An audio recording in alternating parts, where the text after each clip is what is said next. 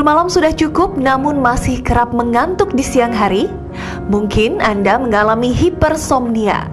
Kondisi ini ditandai dengan episode berulang, kantuk berlebihan di siang hari, atau tidur nyenyak di malam hari yang berlebihan.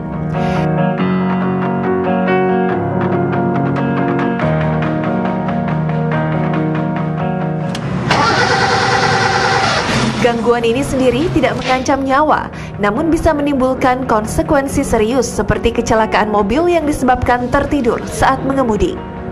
Serangan hipersomnia biasanya berlanjut tanpa batas waktu, karakteristiknya pun berbeda pada tiap orang. Tergantung dari usia, gaya hidup, dan penyebab yang mendasarinya. Dalam kasus yang ekstrim, orang dengan hipersomnia mungkin tidur nyenyak di malam hari selama 12 jam atau lebih, tetapi masih tetap butuh tidur di siang hari. Tidur siang atau malam mungkin tak akan membantu penderita hipersomnia. Pikiran mereka selalu diselimuti rasa kantuk dan keinginan untuk tidur. Ya Pak. Apa-apaan kamu ini? Mau kerja atau mau tidur? Ya Pak, maaf Pak. Ya Pak. Kembali dalam acara Ayo Hidup Sehat. Tadi itu kayaknya ngomong tadi kayak mungkin dia nggak sarapan pagi-pagi jadi ngantuk terus ya. Makanya sarapan. Tapi ngomong-ngomong hebat ya, ini tim kita ya. Tiba-tiba tadi ayam diganti udah ini sekarang. Tadi ceritanya sarapan nih makan siang. Makan siang, makan siang sekarang ya. Iya, Dok. Oke, orang yang kurang sarapan juga kadang-kadang juga bikin ngantuk karena mungkin dia kurang tenaga juga ya. Atau tapi orang kelebihan sarapan juga bisa bikin kayak begitu. Iya. Nah sekarang kita mau ngomong mengenai orang yang suka ngantuk. Kadang-kadang orang siang-siang itu jam sekarang tuh tadi bilang jam kritis nih, jam injury time. Orang seringnya mungkin ngopi atau berusaha untuk tidur kali, untuk bobo siang Iya, mungkin. kadang-kadang bobo siang itu ya. Nah sekarang kita akan bahas lebih lanjut. Sudah ada dokter penyakit dalam, konsultan endokrin dan metabolik di sana, Dr. Wismandari. Dr. Wisma, kita ngomong udah sarapan belum? Sudah sih. Selalu sarapan ya. Selalu. Nah kita tadi kita ngomong mengenai orang yang suka ngantuk tadi seperti tadi di VT tadi di tayangan tadi ya. Iya. Banyak saudara penyebabnya dok. Dokter bisa cerita mungkin. Pasti banyak yang pernah kan mengadu sama dokter soal sarapan dan ngantuk misalnya. Kayaknya kalau hipersomnia atau banyak tidur tuh nggak terlalu banyak orang mengeluhkan. Karena mungkin mereka juga nggak tahu persis ini udah kelebihan atau enggak. Atau mereka juga kadang malu menyebutkan bahwa ini kok gue tidur melulu ya gitu. Padahal sebenarnya karena memang dari kategorinya sendiri, dari klasifikasinya sih agak sulit. Yang disebut tidur berlebihan atau hipersomnia itu adalah tidur malamnya kurang sedikit, kemudian tidur siangnya kebanyakan gitu. Jadi orang kan normalnya malamnya yang banyak kan, kemudian si siangnya dia banyakan bekerja gitu. Kalau ini enggak, tidur malamnya bisa terlalu panjang atau tidur siangnya juga banyak. Nah itu yang kita sebut hipersomnia. Bisa jadi kan dokter Sila kalau kita lagi pendidikan dan pasti banyak juga orang yang sama ya. Iya. Shiftnya jadi kalau misalkan siang tidur banyak karena malamnya habis jaga malam. Iya, dan jadinya kayak mau membalas kurang tidur yang kemarin. betul. Itu gimana dok? Itu jadi kayak orang hipersomnia karena malamnya kita kayak orang melek terus kan gitu. Jadi salah satu penyebab dari orang yang hipersomnia itu adalah karena tidur malamnya tidak berkualitas. Oke. Itu kalau orangnya malamnya tidur nggak berkualitas kan mau nggak mau jadi siangnya kayak orang tidur melulu gitu. Itu juga kita sebut hipersomnia. Nah ini ada mitos-mitos juga nih dok. Ya, Salah satu mitosnya adalah tidur lebih banyak lebih baik daripada kurang tidur.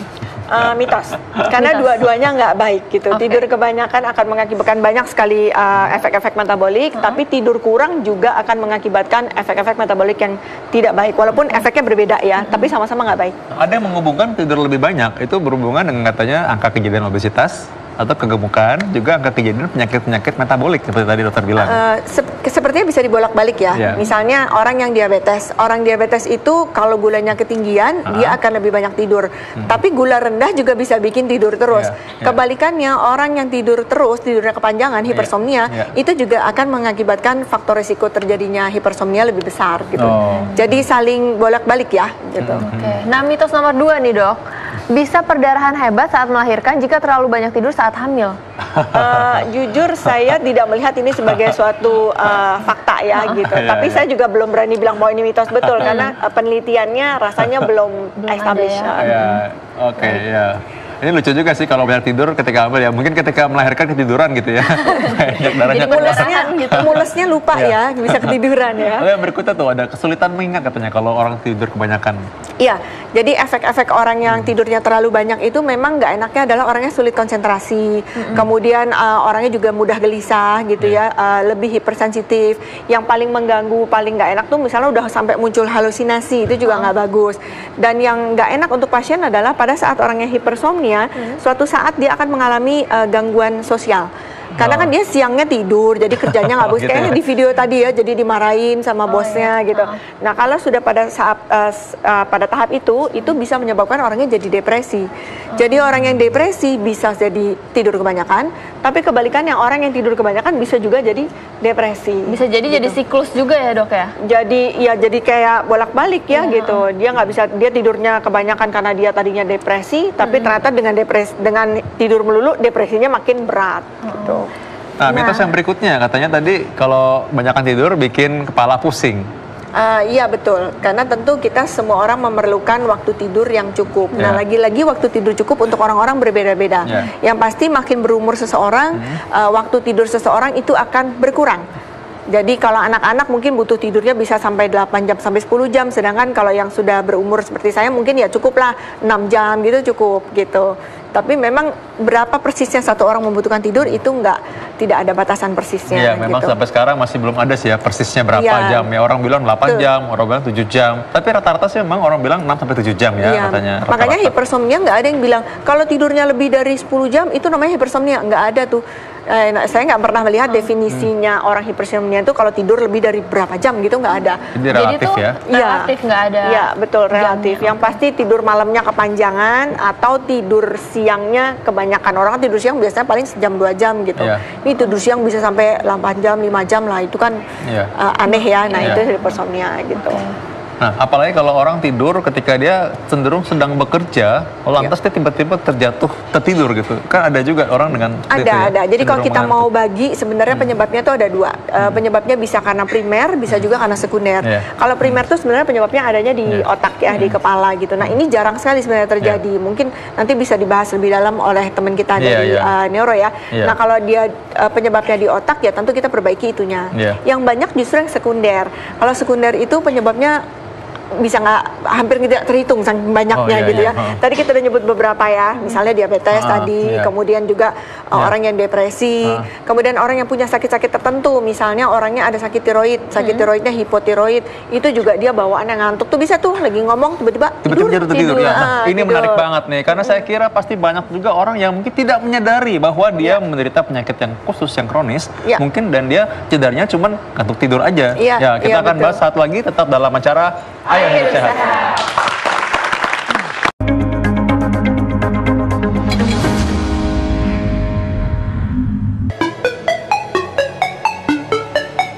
Nah, Dok, saya ini kan punya penyakit jantung. Kalau tidurnya kebanyakan bahaya nggak ya, Dok? Kadang saya tidur 8 jam sampai 10 jam. Kira-kira gimana ya, Dok?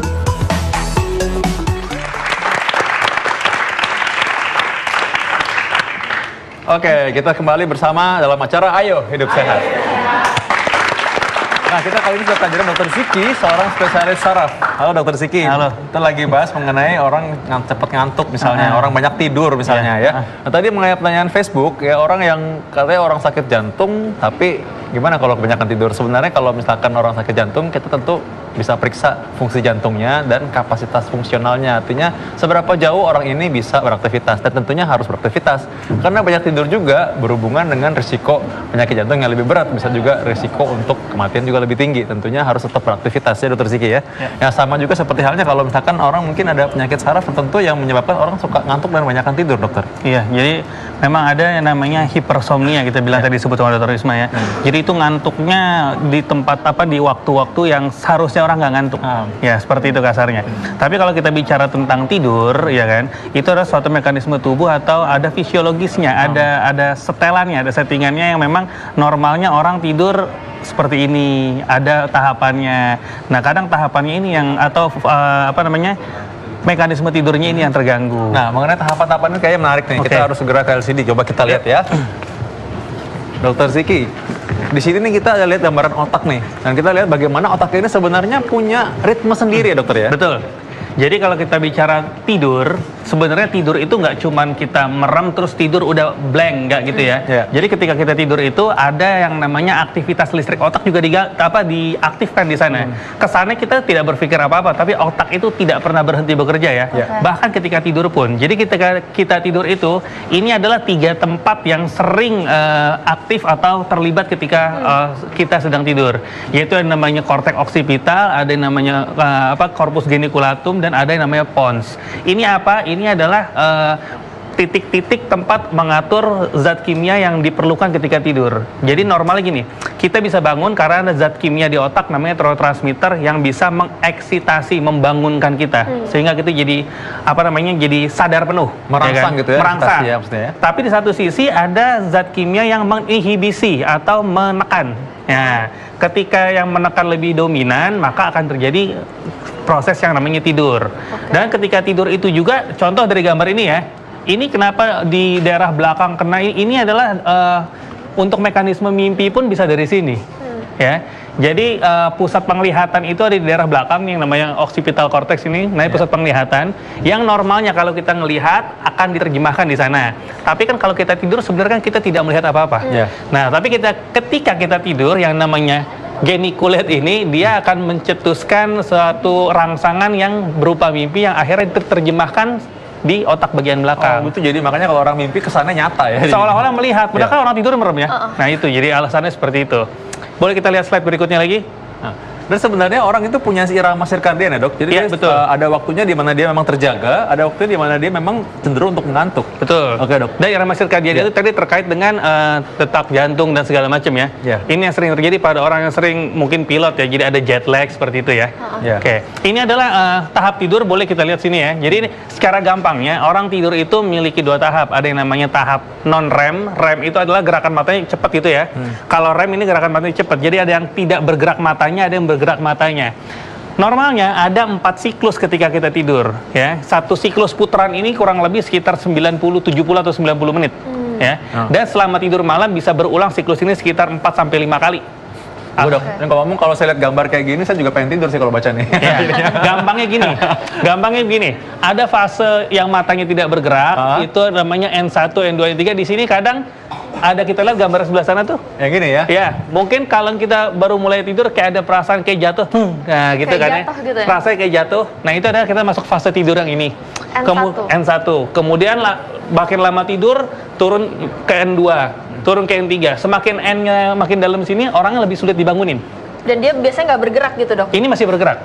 Yang tidak bergerak adalah ketika masuk fase REM. Nah di sini ya, di REM ini pasiennya ini tidak bergerak, lumpuh ya, seolah-olah lumpuh lemas, tapi matanya bergerak-gerak. Nah disinilah kita bermimpi. Ini normalnya. Nah pada kejadian hipersomnia tadi terjadi miss di antara mekanisme ini. Ada tiba-tiba fase REM ini muncul di saat kita lagi aktivitas. Aktivitasnya lagi kerja, nulis, tiba-tiba muncul fase ini di listrik. Jadi tiba-tiba matanya langsung bergerak-gerak dan mimpi gitu langsung dok? Tidur, langsung jadi istilahnya sleep attack. Ini berarti ada gangguan kelainan di otak sebenarnya. Itu kalau gangguannya di otak ya, Dr. Ziki ya? Kalau berarti untuk yang primer, kalau yang sekunder apakah mengalami hal yang sama? Kalau yang sekunder mengalami hal yang sama. Tapi biasanya itu diulang lagi, misalnya kayak tadi Dr. Risma bilang, misalnya gulanya kerendahan, akhirnya oksigen ke otaknya berkurang, nah di situ mulai terjadi tidurnya, bahkan bisa dikatakan bukan tidur ya, bisa jadi terjadi penurunan kesadaran, bisa jadi. Karena kan sebenarnya mereka bukannya tiba-tiba ya, itu sesuatu yang terus menerus gitu loh, sepanjang hari. Kalau memang dia gulanya kurang dari pagi, ya dia dari pagi udah ngantuk, tapi makin rendah gulanya, makin dalam lah dia tidurnya. Dan bisa jadi malah jatuhnya penurunan kesadaran, bukan fase tidur. Kalau yang berat ya gitu. Dan untuk membuktikan tidur ini sebenarnya ada alat namanya polisomnogram ya. Jadi dilakukan pemeriksaan aktivitas listrik di otak, kemudian nafasnya, kemudian jantungnya, segala macam itu dilihat nanti. Nah, kapan nih indikasinya orang perlu periksa hal seperti itu? Kalau orang perlu memeriksa itu adalah ketika orang ngerasa dirinya mengalami gangguan tidur, entah sering mengantuk misalnya ya. Kemudian kalau udah bangun tidur kok merasa nggak pernah seger. Ya, ngerasa kok makin pegel gitu ya. Itu bisa terjadi misalnya karena ada gangguan jalan nafas ya, misalnya sleep apnea gitu ya. Itu penting untuk kita bahas nanti ya. Itu, jadi itu setiap ada gangguan tidur nggak ada salahnya atau sebaiknya dilakukan sleep test. Karena gangguan tidur ini lama-kelamaan akan menyebabkan banyak hal. Bisa ke metabolik, tadi Dr. Risma bilang. Dan yang paling bahaya adalah bisa menyebabkan gangguan di pembuluh darah di kemudian hari. Oke. Baiklah, kita duduk, kita bahas lagi lebih lanjut di dalam ya. Menarik banget nih mengenai gangguan tidur tadi, Dok. Terkait mengenai sleep apnea tadi, berkaitan dengan penyakit jantung. Tadi kan di Facebook udah tanyakan ya, kok orang yang misalkan dia punya penyakit jantung, yang saya nggak tahu sih penyakit jantungnya apa, Ibu mestinya kalau bisa segera periksa supaya nanti bisa ketahuan penyakit jantungnya model apa, karena ada gagal jantung, ada orang yang setelah serangan jantung, tentu pengobatannya beda. Dan sebenarnya orang seperti itu harus dilatih untuk tetap bisa beraktivitas supaya nggak cenderung tidur terus ya, Dok. Tadi mengenai sleep apnea tadi sama Dr. Risma juga sempat dibahas tuh sleep apnea ini. Bisa ceritakan lebih lanjut mengenai sleep apnea tadi itu?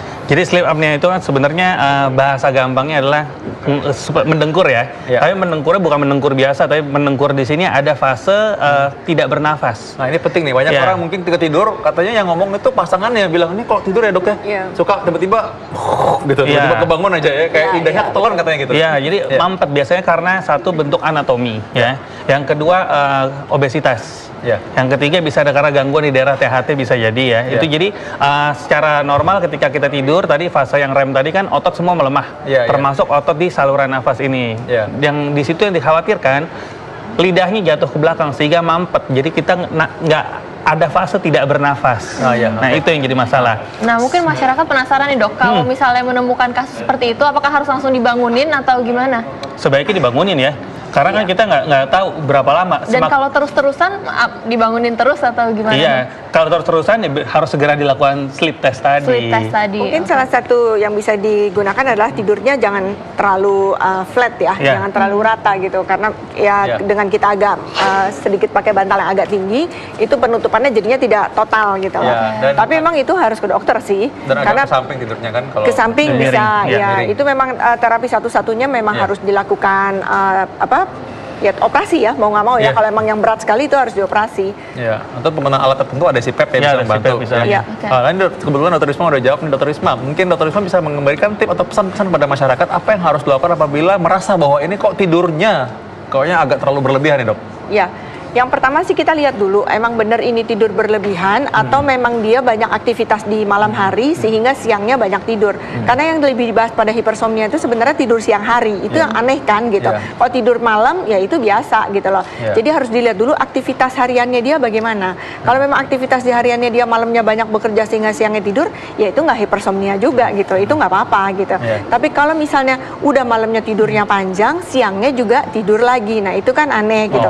Ya itu memang sebaiknya harus ke dokter juga sih, karena kita harus lihat secara laboratorium apa sih yang salah gitu ya. Tapi sebelum itu mencapai ke dokter, diperhatikan sendiri dulu aktivitas harian saya udah bener apa belum, makanannya gimana udah bener belum. Kayak tadi sarapannya, tadi Dokter Sheila makan apa ya? Nasi kuning. Nasi kuning ya, itu kayaknya nasi doang ya isinya ya. Ada telur satu. Oh ada telurnya, baik. Sama kerupuk ya.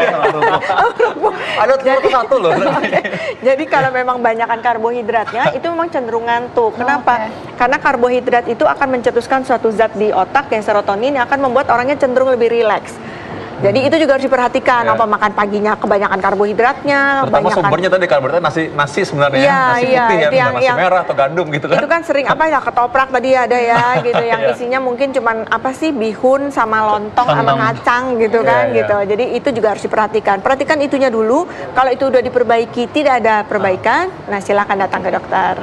Itu salah satunya tadi sleep test tadi ya. Sleep test tadi, ya. Oke, baik Dokter Fitri.